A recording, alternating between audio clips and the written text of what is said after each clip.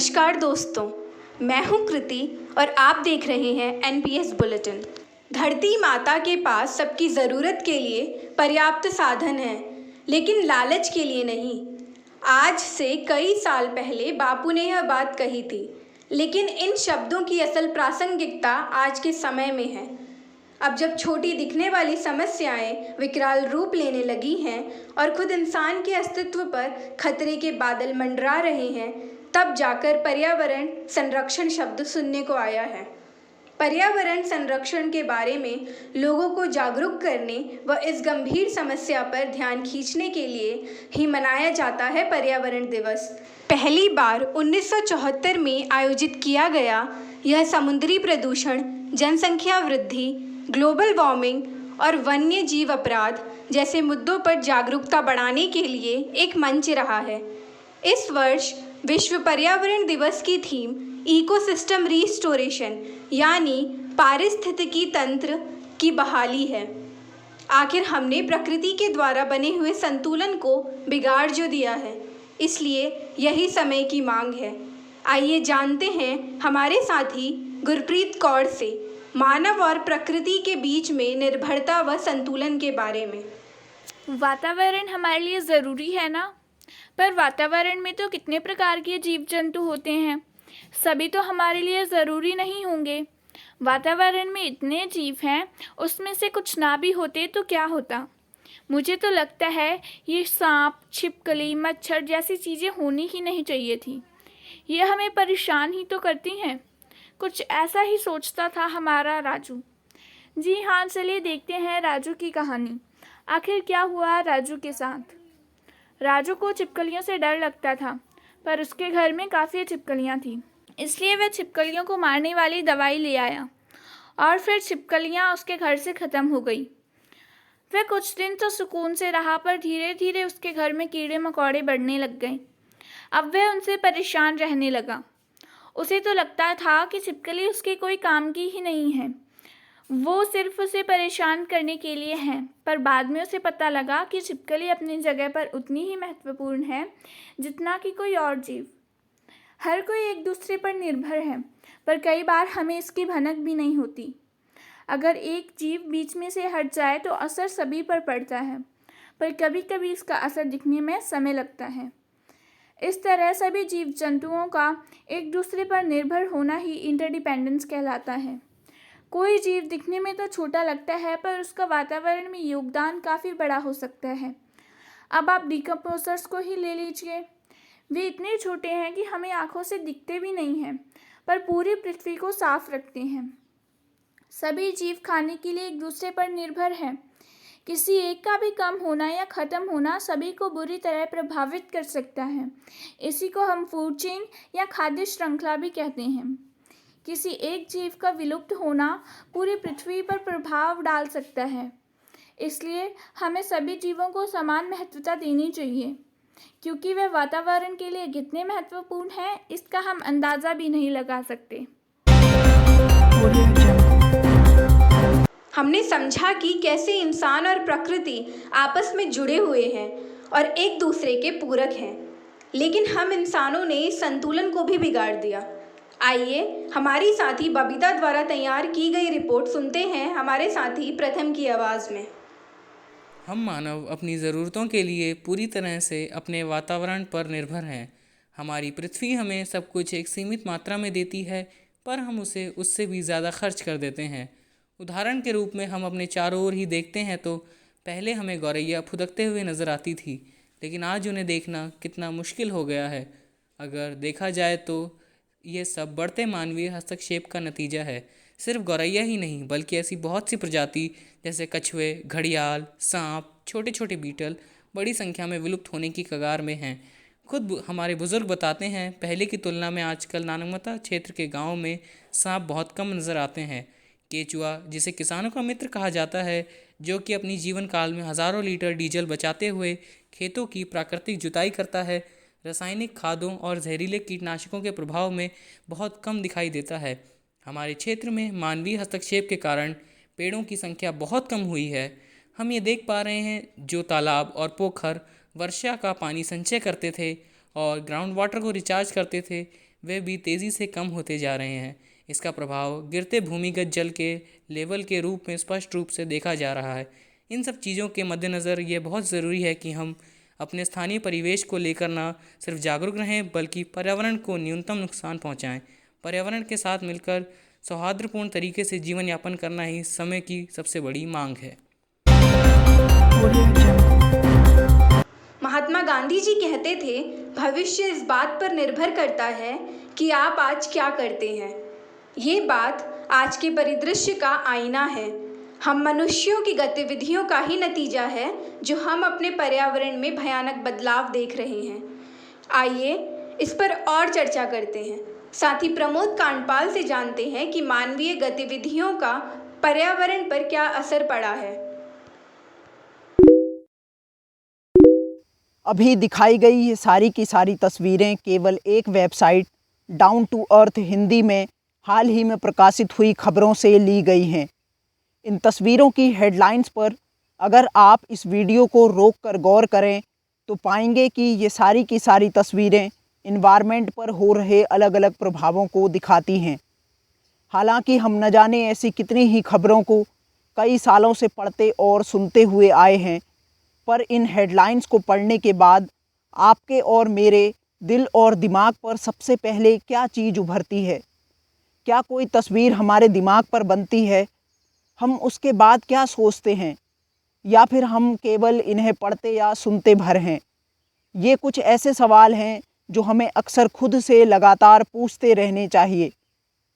दरअसल हम मानवों की अलग अलग गतिविधियों से हमारे इन्वायरमेंट को केवल आज से ही नहीं बल्कि कई सालों से नुकसान होता हुआ आ रहा है। हर रोज़ बदलते मौसम, तेज़ी से पिघलते ग्लेशियर्स, बेमौसम होती बारिश, भयानक होते समुद्री साइक्लोन, ये कुछ ऐसी प्राकृतिक घटनाएं हैं जो लगभग हर साल हमें देखने को मिलती हैं। लेकिन सच बात तो ये है कि हमने प्रकृति पर हो रहे इन प्रभावों को हमेशा नज़रअंदाज ही किया है।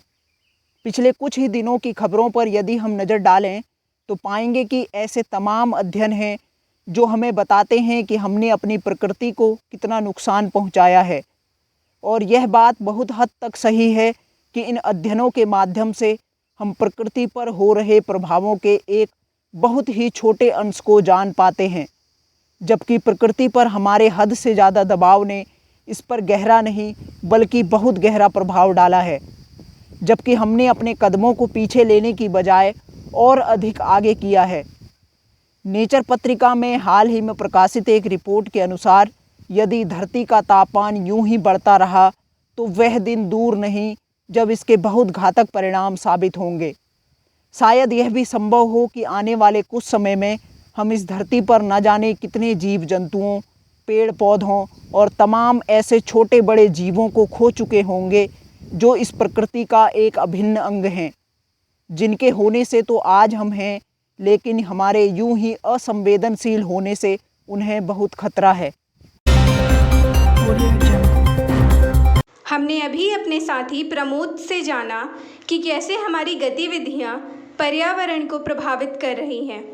पर्यावरण प्रदूषण के कई कारण हो सकते हैं, लेकिन प्लास्टिक मुख्य कारणों में से एक है।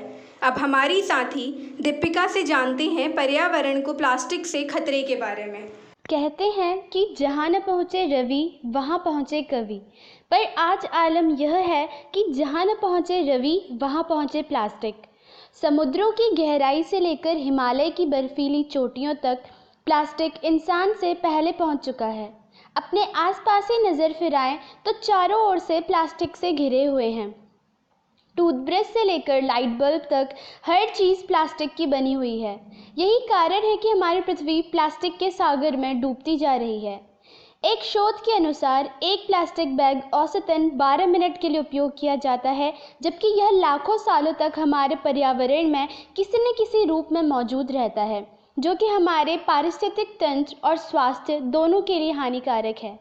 जब यह प्लास्टिक जलाया जाता है तो इससे खतरनाक गैसें निकलती हैं जो ग्लोबल वार्मिंग को बढ़ाती हैं और वायु प्रदूषण करती हैं। यही नहीं, प्लास्टिक नालियाँ चौक कर देता है, जिससे बरसात में अक्सर जल भराव भी हो जाता है। केवल ज़मीन ही नहीं, प्लास्टिक ने समुद्रों को भी दूषित कर दिया है। हर मिनट लगभग 1 ट्रक के बराबर कचरा हमारे समुद्रों में फेंका जाता है।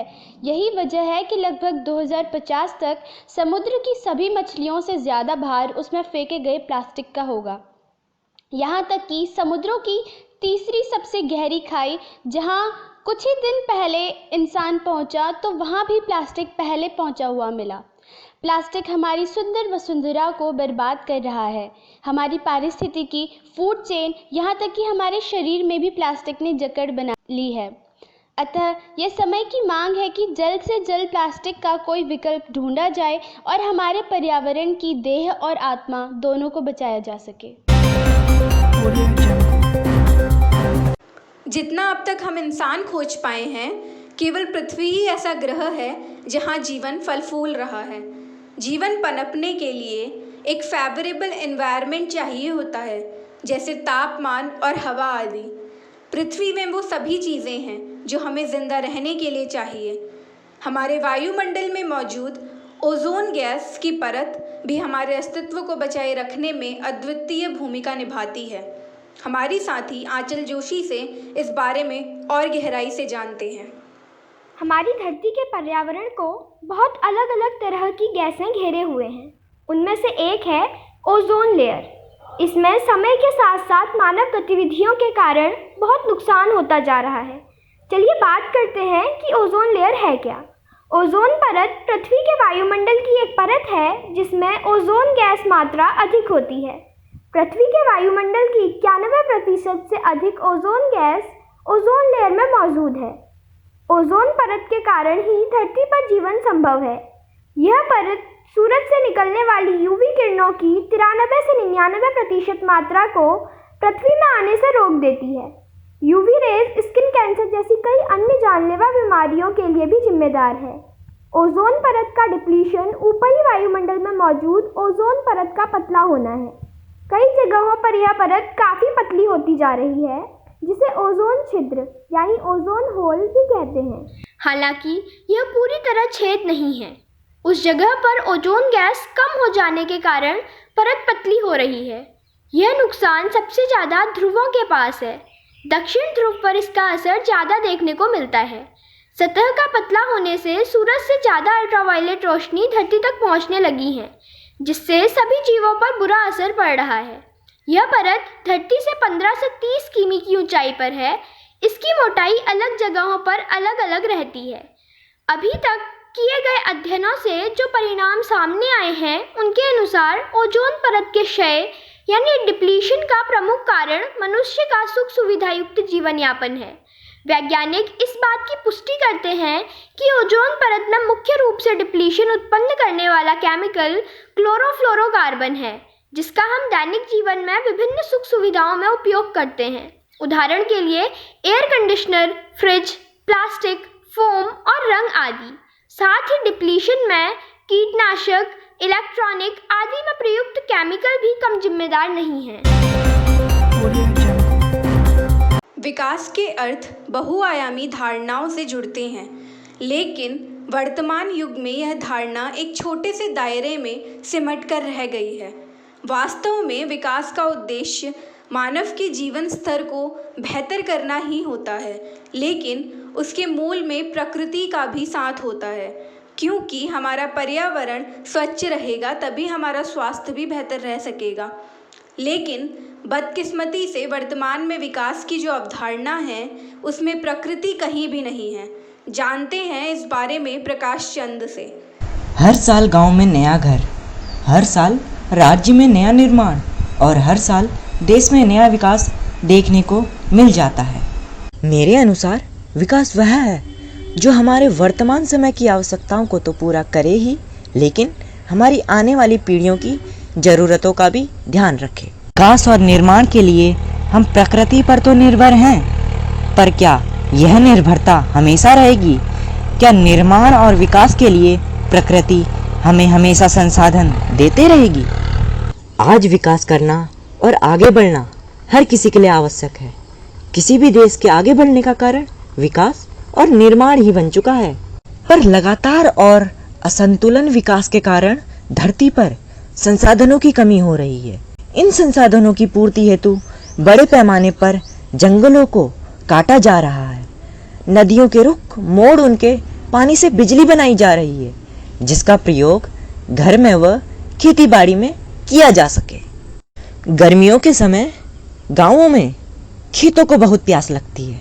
किसान उनकी प्यास बोर, नदियों और तालाबों के पानी से बुझाते हैं, पर पानी का इस्तेमाल इतना ज़्यादा हो जाता है कि हमारे घर के नल और मोटर सूख जाते हैं। भूमि पर सूखे का भुगतान बारिश के पानी से होता है, परंतु मानवीय गतिविधियों के चलते यह संतुलन बिगड़ रहा है। देश के लगभग 50% लोगों को साफ पानी नहीं मिल पाता। भूजल, जो देश की जल आपूर्ति का 40% हिस्सा है, पिछले 1 दशक में लगातार घट रहा है। क्या इसी प्रकार संतुलन और भी बिगड़ता जाएगा? क्या हम सब जागरूक होंगे? क्या जरूरत से ज्यादा प्रकृति के साधनों को इस्तेमाल करना ठीक है? कई सालों से एक ही स्थान पर रह रहे लोगों को उनकी जगह से हटाकर एक प्रोजेक्ट लाया जाता है। उनके रहने की जगह बच्चों के खेलने के मैदान सब उजाड़कर एक बांध का निर्माण किया जाता है। वहां पर पाई जाने वाली दुर्लभ जड़ी बूटियां, पेड़ पौधे व अन्य वनस्पति को उजाड़ कुछ मेगावाट की बिजली बनाई जाती है। इन सभी चीजों पर स्थानीय लोगों का कोई अधिकार नहीं, जिन्होंने इस विकास के लिए अपना सब कुछ गंवा दिया। इन्हीं बातों में सबसे प्रमुख नाम टिहरी बांध, पूरे शहर की समाधि के ऊपर बनाया गया बांध है। धरती की सतह पर इन बांधों की तरह धरती के नीचे पाए जाने वाले जीवाश्म ईंधन का प्रयोग भी इतनी तेजी से हो रहा है कि मानो उसे बनने में सिर्फ 1 ही महीना लगता हो। एक ईंधन के इस्तेमाल को पहचानने के कारण उससे चलने वाले आज हजारों साधन हैं। यदि विशेषज्ञों की मानी जाए तो आने वाले 50 से 100 सालों के भीतर हम धरती पर संपूर्ण कोयले का दोहन कर देंगे। इतना ज़्यादा हम इस प्रकृति के साधनों का प्रयोग कर चुके हैं, इसका अंदाजा लगाना अब कोई कठिन कार्य नहीं है। अगर मुझे प्रकृति और वर्तमान विकास के मॉडल में से किसी एक को चुनना हो तो मैं निश्चित रूप से भविष्य की आने वाली पीढ़ियों को ध्यान में रखते हुए प्रकृति के संरक्षण के बीच से ही विकास का रास्ता निकालना चाहूँगा। हमें प्रकृति और विकास के सामान्य से रिश्ते को मजबूत करना होगा। प्रकृति में बहुत से मिलने वाले संसाधनों का अंधाधुंध दोहन ना कर हमें अपने कदम सतत विकास की ओर बढ़ाने होंगे। जब हमने अपनी धरती को इस कदर नुकसान पहुंचाया है, इतने घाव दिए हैं, तो इसकी भरपाई करने की जिम्मेदारी भी हमारी ही है। पर्यावरणविदों का कहना है कि सतत विकास एक उपाय है। साथ ही रिया से जानते हैं कि सतत विकास क्या है और यह कैसे कारगर है। 5 महासागर, इतनी सारी नदियाँ और झीलें होने के बावजूद हमने शायद ही सोचा होगा कि हमें कभी पानी की कमी का सामना भी करना पड़ सकता है। ये बात काबिले गौर है कि जितना पानी धरती में मौजूद है वो सभी हम अपने इस्तेमाल में नहीं ला सकते। केवल 3% पानी ही साफ है और 1.2% पानी पीने लायक है। बात सिर्फ पानी की ही नहीं है। हमारे आसपास के सभी संसाधन बहुतायत में होते हुए भी हमारी गैर जिम्मेदारी की मार झेल रहे हैं। जिस तरह दिन ब दिन हम संसाधनों का अंधाधुंध इस्तेमाल कर रहे हैं, उससे तो यूँ लगता है कि हम अपने पर्यावरण के प्रति संवेदनशील नहीं हैं। एक शोध से पता चला कि 1970 के बाद धरती की गोद से संसाधनों का निकाला जाना 3 गुना बढ़ गया है। पृथ्वी हर साल इतने संसाधन पैदा करती है जिससे सभी की ज़रूरतें पूरी हो सकें। अर्थ ओवरशूट डे ऐसा दिन है जब पृथ्वी द्वारा 1 साल के लिए बनाए गए संसाधनों को हम 1 साल पूरा होने से पहले ही खत्म कर देते हैं। उसके बाद भी हम नहीं रुकते और आने वाली पीढ़ी के संसाधनों का दोहन करने लगते हैं। सन 1987 से 2019 के बीच के ओवरशूट डे देखें तो एक ट्रेंड समझ आता है। 1987 में हमने अक्टूबर में 1 साल के संसाधन खत्म कर दिए। 2010 में अगस्त में और 2019 आते आते हमने जुलाई में ही सारे संसाधनों का उपभोग कर दिया। कोरोना महामारी के कारण 2020 में स्थिति कुछ सुधरी। हमने संसाधनों का उपयोग 22 अगस्त तक किया। ज़्यादा से ज़्यादा उपभोग पर आधारित विकास के वर्तमान मॉडल से हम अपनी धरती के संसाधनों का खात्मा करने के साथ साथ आने वाली पीढ़ी की ज़रूरतों को भी नज़रअंदाज कर रहे हैं। ऐसे में पहाड़ी जीवन और जनजातीय रहन सहन राह दिखाता है। सीमित ज़रूरतों, प्रकृति के साथ सामंजस्यपूर्ण व्यवहार, कम ऊर्जा ज़रूरतों और स्थानीय उपभोग की वस्तुओं पर निर्भरता के कारण जनजातीय रहन सहन और पहाड़ी जीवन वर्तमान संकट के बीच में एक विकल्प हो सकता है, बशर्ते कि उन क्षेत्रों में भी संसाधनों का बराबर बंटवारा हो। जनजातीय आबादी अपने पर्यावरण से सीधे जुड़ी हुई है, इसलिए उनके लिए उसे नुकसान पहुंचाना जायज़ नहीं है। वे उस विकास से दूर हैं जो आधुनिकता के नाम पर पर्यावरण को नुकसान पहुंचाने के अलावा कुछ नहीं करता। कुछ ऐसा ही पहाड़ी जीवन भी है, जहां उपभोग से ही संतुष्ट होने वाला वर्तमान विकास पूर्णतया नहीं पहुंचा है, लेकिन अंधाधुंध वनों की कटाई, बड़े बड़े बांधों और खनन के प्रोजेक्ट, स्थानीय खाद्य पदार्थों और भवन निर्माण की पद्धतियों की अवहेलना के कारण इन दूर दराज के क्षेत्रों में भी पर्यावरणीय संकट के निशान दिखने लगे हैं। आज समय है जब कुछ लोगों के लिए विकास के बजाय सबके लिए समावेशी और सतत विकास की बात की जाए। ऐसा विकास जो भविष्य की पीढ़ियों की ज़रूरतों को पूरा करने की क्षमता से समझौता किए बिना वर्तमान की ज़रूरतों को पूरा करता है। यह समय है जब हमें कुछ कदम पीछे भी बढ़ाने हैं। रहन सहन के उन तरीकों को अपनाना है जो हमारे पूर्वजों ने ईजाद किए थे, ऐसे तरीके जो पर्यावरण के अनुकूल भी थे और समावेशी व सतत विकास की बुनियाद पर टिके थे। कोरोना महामारी को दुनिया भर में एक बड़ी मानव आपदा के रूप में देखा जा रहा है। हजारों लोगों ने इसके चलते अपनी सांसें रोक दी हैं, लेकिन कहीं ना कहीं इस आपदा में कुछ सकारात्मक पहलू भी हैं। हमारी प्रकृति को पुनर्जीवित होने का एक मौका मिल गया। हमारी साथी साक्षी भंडारी ने इस पर एक रिपोर्ट तैयार की है। रिपोर्ट पेश कर रहे हैं हमारे साथी तरुण। हमारी पृथ्वी हमें बार बार संकेत दे रही है। जिस तरह ग्लेशियर्स की बर्फ़ पिघल रही है या दुनिया के बढ़ते तापमान के कारण जलवायु परिवर्तन हो रहा है, यह पृथ्वी का संकेत ही तो है। मनुष्य अभी जिस कोरोना की मार को झेल रहा है, उसे कैसे नज़रअंदाज कर सकते हैं। हम सिर्फ सिक्के के एक पहलू के आधार पर कोरोना वायरस को महामारी मान रहे हैं, परंतु अगर दूसरे पहलू को देखा जाए तो यह पारिस्थितिकीय तंत्र, प्रकृति व पर्यावरण के लिए तो वरदान सिद्ध हो रहा है।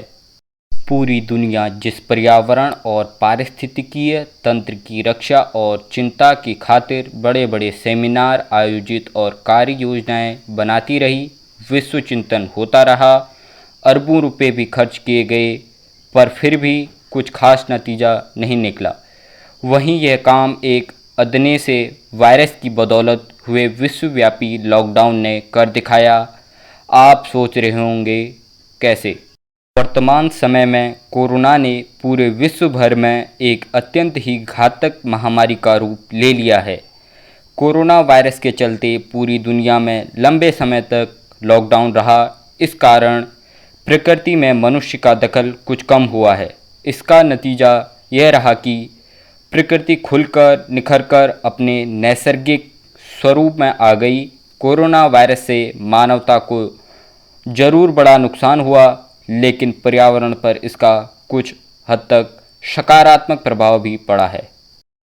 एक तरफ तो अर्थव्यवस्था की रफ्तार में भीषण कमी देखी जा रही है, तो दूसरी तरफ लॉकडाउन की वजह से वायरस के फैलाव को रोकने के साथ प्रदूषण के मोर्चे पर भी सफलता मिल रही है। अब दिल्ली, मुंबई, कोलकाता और बेंगलुरु की हवा में प्रदूषण का स्तर कुछ कम हुआ है। इस महामारी ने वायु प्रदूषण और स्वास्थ्य जोखिम को कम करने के लिए लंबे समय की मांग और टिकाऊ निर्णय की ज़रूरत पर भी ध्यान दिलाया है। पहले ही देश में 12 लाख लोग हर साल वायु प्रदूषण की वजह से होने वाले हृदय, किडनी और सांस संबंधी बीमारियों से असमय मर रहे हैं। हालांकि डायबिटीज और उच्च रक्तचाप भी वायु प्रदूषण की वजह से होने वाली बीमारियों में शामिल रोग हैं। इन स्थायी रोगों ने बड़ी जनसंख्या के बीच महामारी के और विकराल रूप लेने के खतरों को बढ़ाया है। पिछले साल लॉकडाउन के कारण पूरी दुनिया थम सी गई और प्रकृति पिछले कुछ समय से मानव द्वारा दिए गए अपने घावों को भर रही थी। हवा में फैला वाहनों और जहाज़ों से निकलने वाला जहरीला धुआं कुछ कम हुआ, जिस वजह से पंछी स्वच्छंद आकाश में चैन की सांस ले रहे हैं।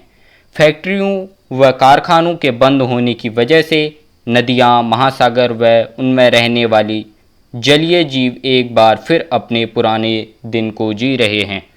जल, जंगल, ज़मीन और पहाड़ सब तरोताज़ा महसूस कर रहे हैं। ऐसा प्रतीत हो रहा है जैसे प्रकृति ने अपने सिस्टम को रिबूट करने की कोशिश की है। हमारी धरती हमें बार बार यह संकेत दे रही है कि हम इंसानों को और अधिक गलती नहीं करनी चाहिए। इस धरती का संतुलन हमें और अधिक नहीं बिगाड़ना चाहिए, वरना हम सबको एक दिन अपनी ज़िंदगी जल्दी छोड़नी पड़ेगी, क्योंकि यह पृथ्वी हमसे बहुत परेशान हो चुकी है। हम पर्यावरण व इस पर हुए नुकसान पर आधारित इस बुलेटिन का समापन कुछ तस्वीरों से कर रहे हैं। डाउन टू अर्थ से ली गई ये तस्वीरें क्लाइमेट चेंज के और धरती पर हमारे बेहिसाब बढ़ते दबाव के कारण हुए अलग अलग प्रभावों को दिखाती है। जैसे बढ़ते तापमान के कारण पिछले 15 सालों में 12 साल सबसे गर्म रहे हैं। वहीं पिछले एक दशक से तापमान में 0.34 डिग्री सेल्सियस की बढ़ोतरी हुई है। बढ़ती प्राकृतिक आपदाओं जैसे भूकंप, सुनामी और साइक्लोन के कारण हर साल लगभग 37 लाख लोगों को पलायन का सामना करना पड़ रहा है, जबकि भारत में पिछले एक साल में ही 21 प्राकृतिक घटनाओं में 1374 लोगों की मौत हुई है। 1971 के बाद सितंबर 2020 में सबसे ज़्यादा 37 चक्रवाती तूफानों को दर्ज किया गया है और पानी, हवा व मिट्टी जैसे तमाम चीज़ों को बेहद गंभीर नुकसान हुआ है। वहीं भारत अपने शहरों से निकलने वाले सीवेज वेस्ट का मात्र 28% ही उपचार करता है और कोरोना वायरस के कारण दुनिया में बायोमेडिकल वेस्ट की समस्या और बढ़ गई है।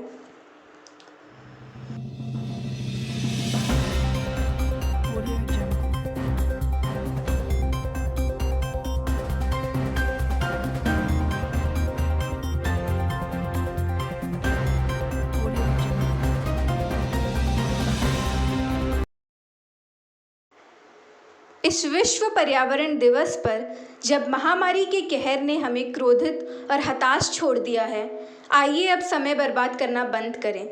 हरित और अधिक समावेशी कल के लिए हमें अपने पर्यावरण को बचाना होगा। यह हमारे अस्तित्व की लड़ाई है, इससे कम कुछ नहीं।